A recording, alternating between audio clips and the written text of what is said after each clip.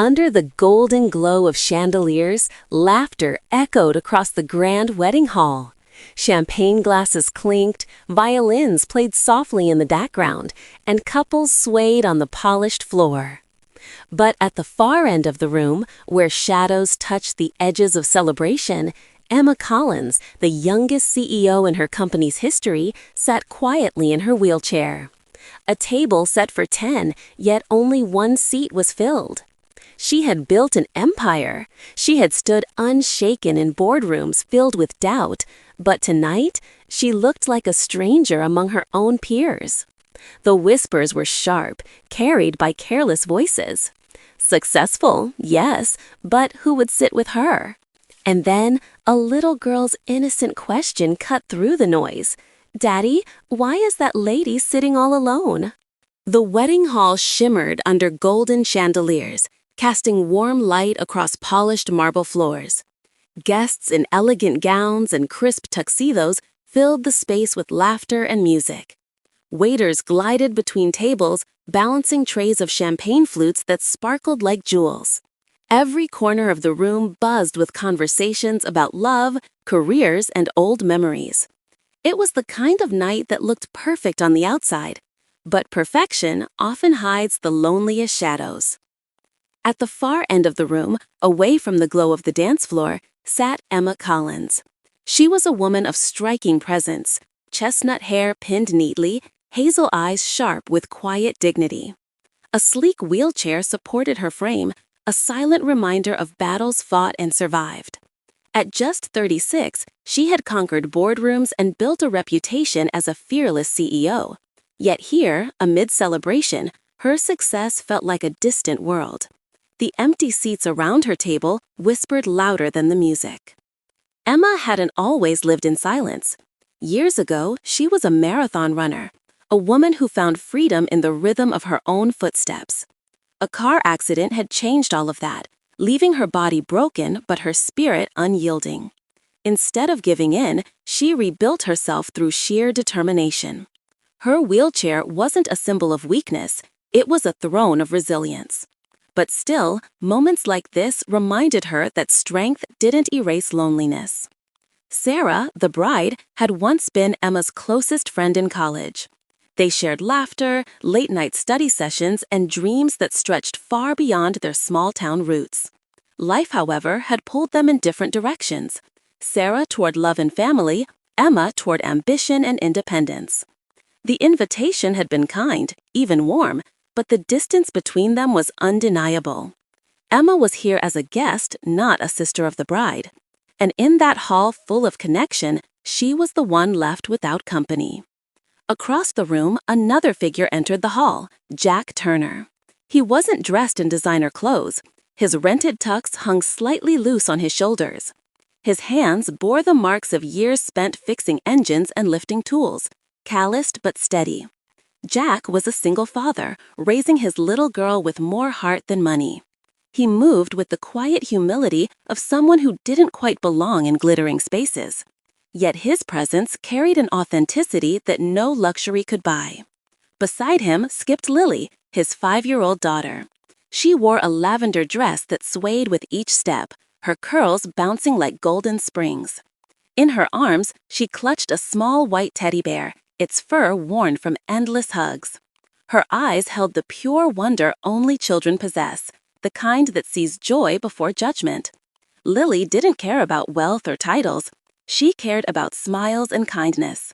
And it was her innocence that noticed what the adults ignored. As Jack adjusted his tie, feeling slightly out of place, Lily tugged at his sleeve. Her gaze had drifted toward the far corner of the room, where Emma sat quietly. "Daddy," she whispered, pointing with her tiny hand. "Why is that lady sitting all alone?" The question pierced deeper than Jack expected. In that moment, he realized his daughter had seen what so many had chosen to overlook.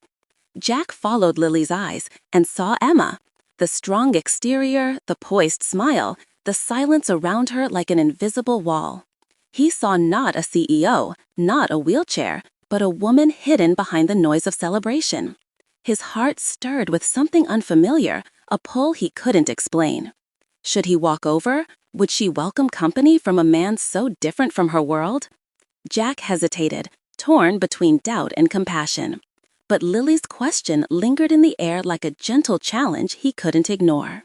Jack's gaze lingered on Emma, her hands resting lightly on the edge of the tablecloth.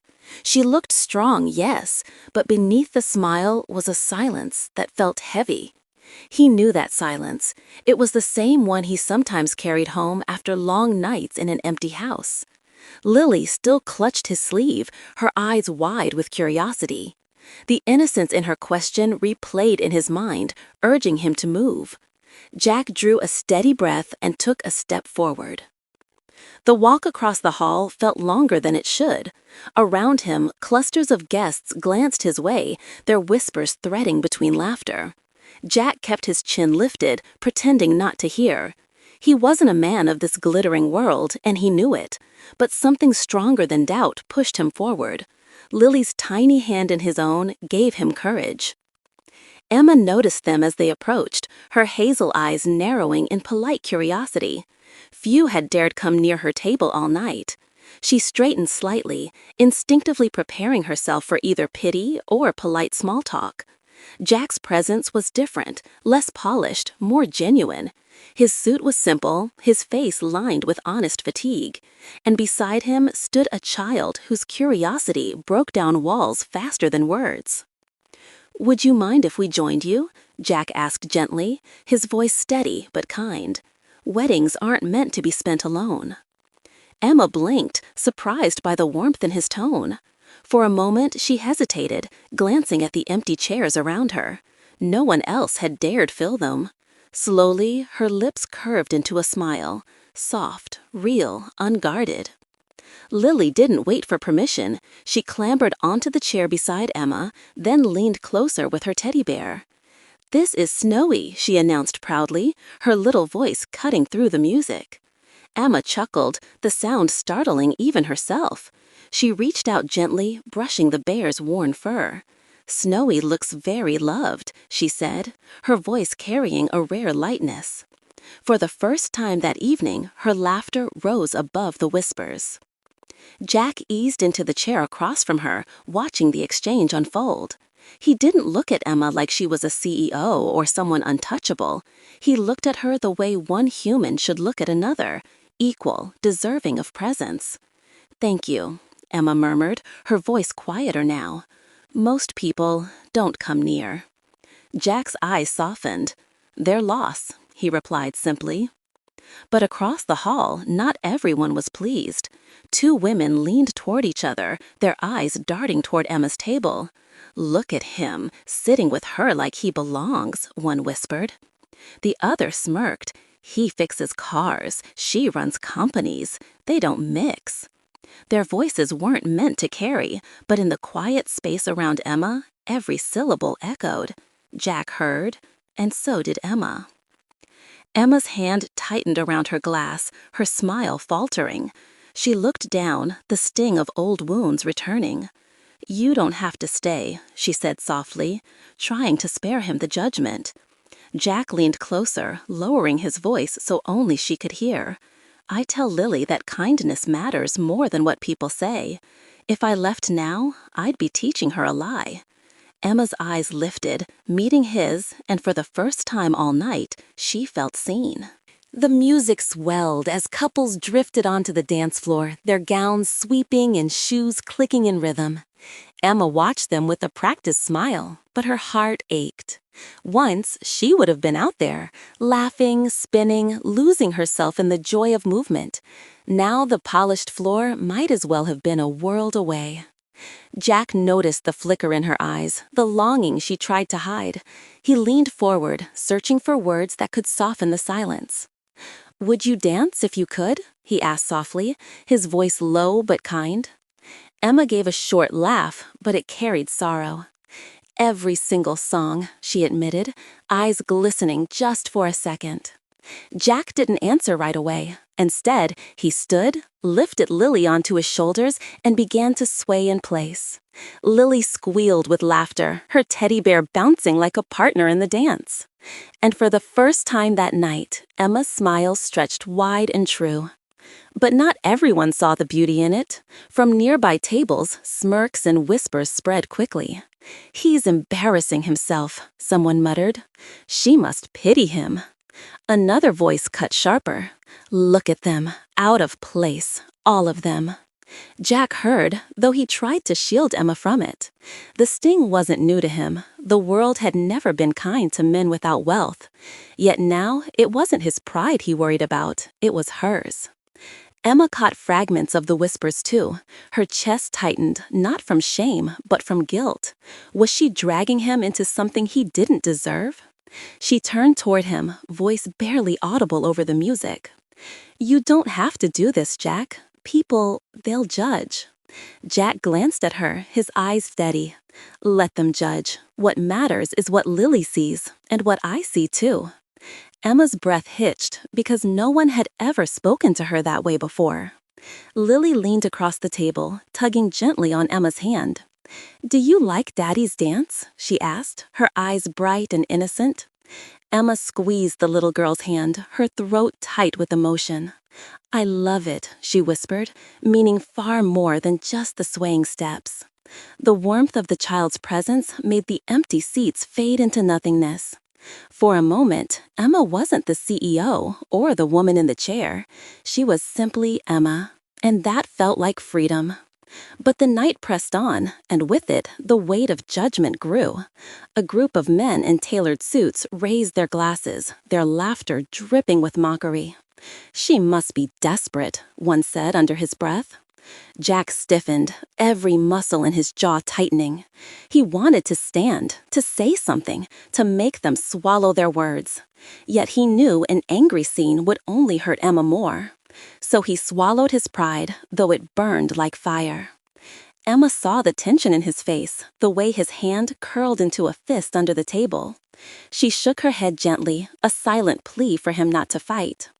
"I've lived with whispers for years," she said quietly, "but I've never had someone sit beside me through them."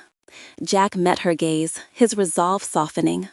"Then tonight, you're not alone," he replied firmly. The words struck deeper than any promise she'd ever heard. Still, the night felt fragile, like glass about to shatter. Every smile Emma allowed herself came with the fear it might be stolen away by another careless comment.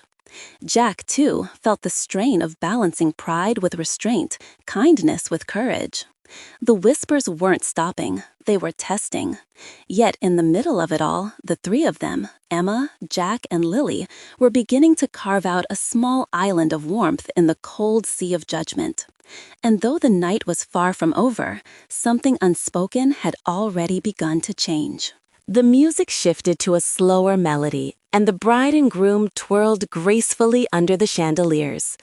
Guests gathered around, clapping and smiling, their joy echoing through the hall. Emma tried to focus on the couple, but her thoughts lingered on the whispers that clung to the air. Jack sat steady beside her, his expression calm but unreadable. Lily leaned her head on Emma's arm, yawning softly with her teddy tucked close. For a fleeting moment, Emma wished time could freeze right there. Then, from the edge of the crowd, two sharply dressed men passed by their table. Their voices were low, but cruel words spilled easily. "He's just a mechanic," one sneered. "She should know better than to lower herself." Emma's face stiffened, her chest tightening as though struck. Jack heard every word, his jaw locking in silence. He couldn't let it slide this time. Slowly, Jack rose from his seat, his presence quiet but firm. He turned toward the men, his voice calm, without anger. "She's the strongest person I've ever met," he said, each word deliberate. "That's worth more than any title." The surrounding chatter dimmed, as though the entire hall had been pulled into silence. The two men froze, caught off guard by his steady conviction. Emma's breath caught. No one had ever defended her like that. Eyes turned toward their table, curiosity rippling through the crowd. For once, Emma wasn't the subject of pity or distant whispers. She was the woman a man chose to honor openly. Jack didn't look away, didn't shrink back. His words lingered like a challenge to anyone still doubting. Emma's hands trembled lightly on her lap, not from fear, but from something far more powerful. She felt seen, not for her chair, not for her success, but for her strength. Lily broke the silence with a soft giggle, waving her teddy bear proudly. "My daddy's right," she announced in her small, innocent voice. "She's the bravest lady here." The tension cracked as nearby guests chuckled, their coldness melting under a child's honesty. The two men muttered excuses and slipped back into the crowd. Emma leaned back in her chair, her heart pounding from the unexpected defense. A single sentence had shifted the weight of the entire room. From that moment, the stares changed. They weren't sharp with judgment, but softer, questioning, even admiring. Emma could feel it, the subtle shift in energy, like the tide turning after a storm. Jack didn't bask in the attention, he simply sat back down, steady as ever. To him, it wasn't a grand act, just the truth. But to Emma, it was a turning point she would never forget. As the bride and groom kissed at the center of the floor, applause thundered around them. Yet Emma found her eyes fixed on the man beside her, the mechanic who spoke with more dignity than the richest guest in the hall. For years, she had carried the burden of whispers alone. Tonight, someone had chosen to carry them with her. That quiet solidarity mattered more than diamonds, more than titles, more than any spotlight. Emma turned toward Jack, her voice barely rising above the applause. "Why would you do that?" she asked softly, a question layered with disbelief. Jack met her gaze, his expression simple and true. "Because it was the right thing to do, and because Lily needs to see me live what I teach her." Emma felt her throat tighten, emotion pressing behind her eyes. For the first time in years, she believed, maybe, just maybe, she wasn't destined to face the world alone. The hall buzzed again, though the air still carried the echo of Jack's words. Emma sat taller in her chair, but inside, her heart raced with emotions she hadn't felt in years. Around her, guests cast glances, not of pity this time, but of quiet curiosity. Some smiled faintly, as though reconsidering the woman they had misjudged. Jack's presence beside her felt like a shield against the weight of the crowd, and Lily's small hand on her arm was an anchor of innocence. But not everyone was willing to let go of their arrogance. A cousin of the bride, dressed in a tailored suit and wearing entitlement like a crown, stepped forward. He smirked at Emma, then at Jack. "Impressive show," he drawled, loud enough for nearby tables to hear. "But Emma, really, this is beneath you." His words sliced the fragile warmth that had begun to bloom. Jack stiffened, his eyes darkening, but before he could respond, Emma tried to interject. "That's enough," she said, her voice steady but weary. The cousin only smirked wider, enjoying the attention. "You deserve better than a mechanic," he sneered, pouring venom into every syllable. A hush fell over the surrounding tables as guests leaned closer. The moment balanced on a knife's edge, ready to shatter. Before Emma could speak, Lily's voice rang out, small, clear, and piercing. She clutched her teddy bear to her chest, her eyes wide with confusion. "My daddy says kind people are the best people," she said simply. Then she tilted her head, looking at the cousin. "Are you kind?" The question was pure, innocent, yet devastating. Laughter rippled through the tables, not at Lily, but at the man stripped of his arrogance. The cousin's face flushed crimson, his smirk collapsing into silence. He stammered for words, but none came. Guests shook their heads, some muttering disapproval, others chuckling at his embarrassment. Jack reached for Lily, gently guiding her back to his side, but pride shone in his eyes. Emma's lips curved into a smile that was both tender and fierce. A child's honesty had accomplished what dignity alone could not. The cousin stormed off, muttering under his breath, but the damage was done. to his pride, not to Emma's. For the first time in years, Emma didn't feel like the target of whispers. She felt like the center of something real, something warm. Her gaze lingered on Jack, gratitude unspoken but heavy in the air. The mechanic had not just offended her, he had shifted the room around her. And with Lily's innocent courage, the hall no longer felt like enemy ground. The bride and groom approached, their faces glowing with happiness, but also curiosity. Sarah hugged Emma tightly, whispering, "I'm glad you're here." Her words were genuine, not pitying, and Emma felt a weight lift. Jack shook Michael's hand, firm and respectful, bridging the gap between two different worlds. For once, the room seemed united, even if briefly. And Emma realized the night was no longer about isolation. It was about connection. As the music resumed, Jack leaned toward Emma. "You okay?" he asked quietly, his voice threaded with concern. Emma exhaled, a laugh breaking free through her trembling breath.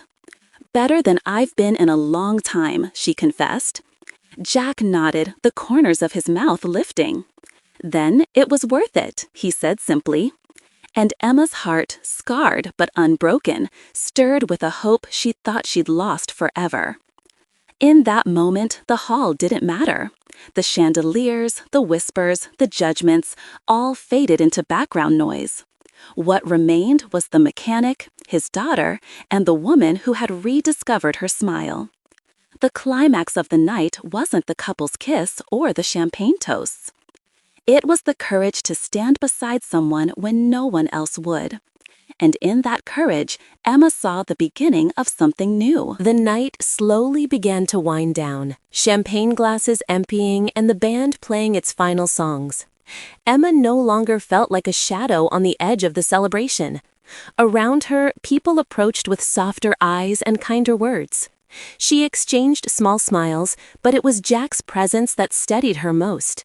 His quiet strength made the hall feel less overwhelming. And Lily's laughter wrapped around her like a blanket of light. Emma found herself talking more easily than she expected.